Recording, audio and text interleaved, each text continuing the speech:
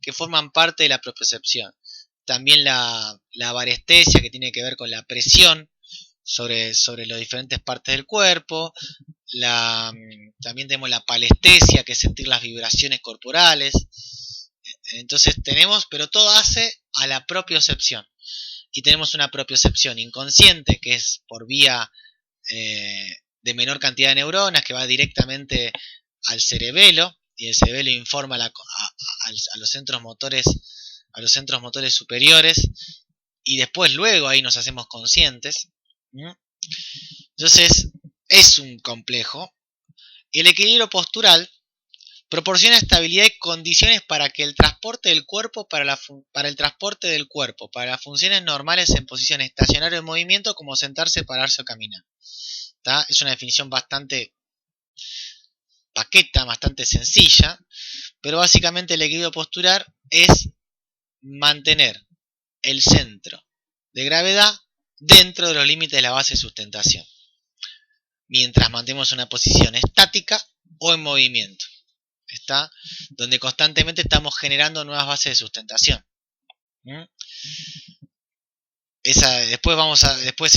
También podemos mencionar que existen diferentes componentes del equilibrio.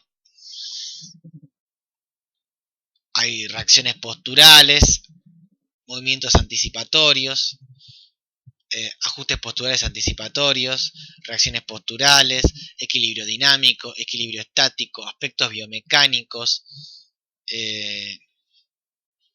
Hay otros que no me acuerdo, pero son diferentes componentes de lo que forma el equilibrio, que básicamente es poder siempre encontrar el centro de gravedad dentro de la base de sustentación o de nuevas bases de sustentación que se van generando durante el movimiento en el espacio. Y eso todo lo coordina el sistema nervioso central. Entonces, después de todo esto, ¿arrancamos de vuelta? Vamos. A la flexibilidad, a esta capacidad para curvarse, hay que darle un contexto, hay que darle esa funcionalidad. Entonces, tomando la definición de Mario Di Santo del 2017, vamos a ir marcando algunas cosas. La flexibilidad va a permitir incrementar óptimamente el recorrido o rango articular. El recorrido o rango articular. Nos va a permitir cierta sinergia. ¿Qué quiere decir? Que diferentes grupos musculares actúen cumpliendo diferentes roles durante el movimiento que permitan aplicar una correcta fuerza y precisión regulativa, es decir, que esta sinergia va a cumplir, por un lado, fuerza, precisión y regulación del movimiento de los diferentes grupos musculares, cierta inhibición neural y deformabilidad estructural de sus antagonistas en el momento y grado oportuno, es decir, que yo voy a tener que aplicar fuerza agónica del agonista o del motor primario y que otros grupos musculares van a cumplir otros roles a través de la inhibición neural, que me va a permitir también la deformabilidad estructural del antagonista, que no impide el movimiento, sino que lo regula, no impide el movimiento, sino que lo regula. Esta visión de el motor primario agonista es el que produce el movimiento y el antagonista es el que lo impide, no. El antagonista es parte del control del movimiento y es necesario, es el que regula el movimiento.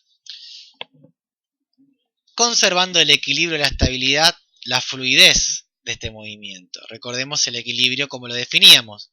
Siempre mantener este centro de gravedad dentro de los límites de la base de sustentación o de su proyección. Y la estabilidad tiene que ver con el control motor. Entonces, tomando estos aspectos, es importante comprender que a ese rango de movimiento se lo tiene que entender como rango de movimiento óptimo, ni máximo ni mínimo, el óptimo, el necesario para cumplir con la tarea, que se van a llevar a cabo un montón de sinergias, aplicando fuerza de tipo concéntrica, isométrica, excéntrica, diferentes reflejos neurales y también cierta deformabilidad estructural que tiene que ver con la compliance y la stiffness que se dan en los tejidos, y se tienen que dar en un momento y grado oportuno y siempre con control motor. Tiene que ser activa, la flexibilidad es activa. Entonces ahora nos tenemos que preguntar por qué se mejora el ROM. ¿Por qué se mejora el ROM? ¿Por qué esta bellísima contorsionista puede hacer eso? Y vamos a tomar muchas cosas del libro de David Benn, The Science and Psychology of Flexibility and Stretching.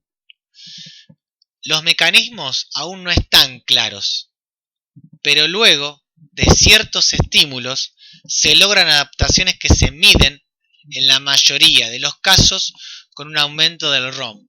Es decir, que la evaluación termina siendo cuantitativa. El ROM es una variable cuantitativa que se puede medir en grados, en centímetros, la mayoría de las veces se mide en grados. ¿Tá? Pero cuando hablamos de flexibilidad, cuando hablamos de movilidad, van a ser dos aspectos relacionados, pero ya sabemos que son diferentes. Esa antigua definición que decía que la flexibilidad es la movilidad y la elasticidad muscular, ya queda un poco antigua. Entonces vamos a ver por qué mejora el ROM. Porque los músculos se alargan, porque la articulación se separa más. Vamos a ver por qué. Hay tres teorías fundamentales que explican la mejora del ROM. Una de ellas es la mecánica, la otra la neural o neuromuscular y la otra es la psicofisiológica. Dentro de la mecánica tenemos lo tixotrópico estructural, dentro de lo neural tenemos la facilitación y la desfacilitación, que no es lo mismo que excitación e inhibición, y lo psicofisiológico, que es los cambios en el umbral del dolor. Más efectos que tienen que ver con el sistema límbico. Y puede ver ahí también el sistema autonómico. Vamos con la teoría mecánica.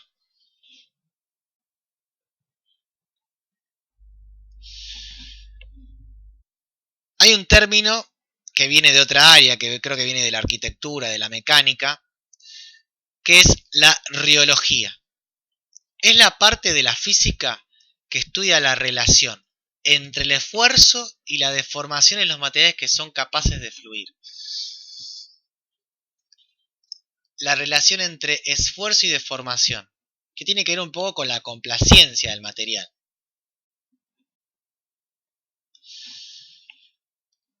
El aumento de la temperatura corporal podría ser una posible explicación una posible explicación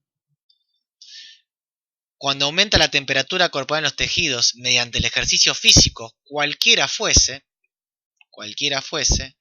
en este caso músculos y tendones, que provocan efectos tixotrópicos, que disminuyen la viscosidad del tejido, es decir, se transforma más en sol que en gel, se pasa de gel a sol, algo más viscoso, gelatinoso, algo más fluido, disminuyendo la resistencia de los tejidos al deslizamiento, es decir, disminuye la resistencia a la deformación.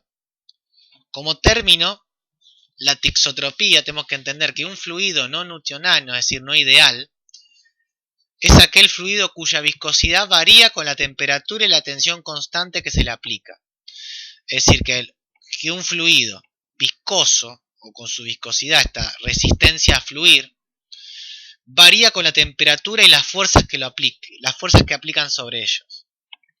El concepto de viscosidad debe entenderse como una resistencia que un fluido determinado ofrece antes de deformarse cuando se lo somete a un esfuerzo. Por eso, vamos a poner entre comillas, la famosa entrada en calor genera efectos tixotrópicos. Disminuye la resistencia de los fluidos a fluir, a deformarse. Es decir, que la teoría mecánica se apoya, por un lado, en la tixotropía, en el efecto de disminuir la resistencia a ser deformado de los tejidos. Esto es importante. El aumento de la temperatura corporal por el aumento de la aceleración del metabolismo, que toda energía no se destruye ni se crea, sino que se transforma. El 70%, mejor no digo en parámetro, pero todo se libera en forma de calor.